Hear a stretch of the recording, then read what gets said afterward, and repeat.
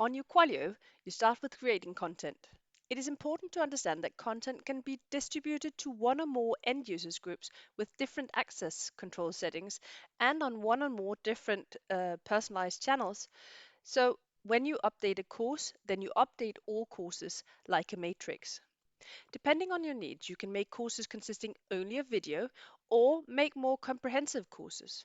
Content in our terminology consists of one or more topics with a video, microlearning video preferably with of maximum 1 to 3 minutes duration, supporting documents, and quiz questions that support the key learnings. We recommend maximum 3 because the brain remembers best in 3. The list of draft content starts by being empty, as you can see below here. In the future, when you've generated draft content, then the list below can be found below. Course versions that saved finalized content and published that has been shared to one user group or more can be found in the list here. Click on the Create Content button at the top to open the course template so you can fill it out. This part is really easy. So you give it a name, you choose the language. There are 18 languages to choose between. If you want another, then please let us know. And then you choose what course level it is.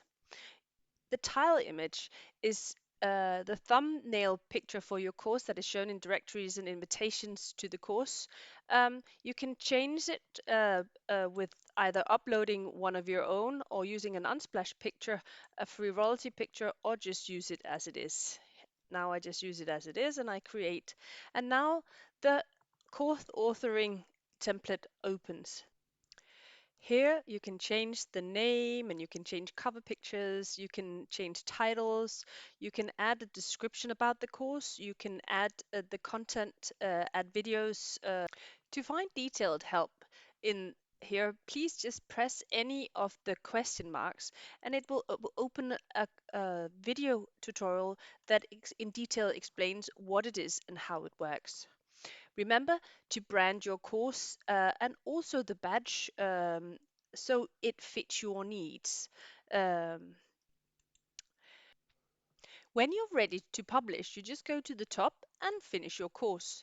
You press the publish buttons. Now I haven't added any quiz questions, but once you're in, you'll be taken through a process of deciding who must see it, where must you show it, etc. And once you're through the entire process here, you can always send it to yourself as the first one if you want to test how it looks. And you can edit the invitation, etc. And once you're done, you just press accept. And now the course is done. Now you can see that the course has been moved to published instead, and it no longer exists under draft, but there is a version of the original course material that is still in is under versions, and underneath the course you see the group that I'm in as a test. So this is the course page that I will see as the end user. To make more content, you just go back to draft and then you press create content and you'll start making new content.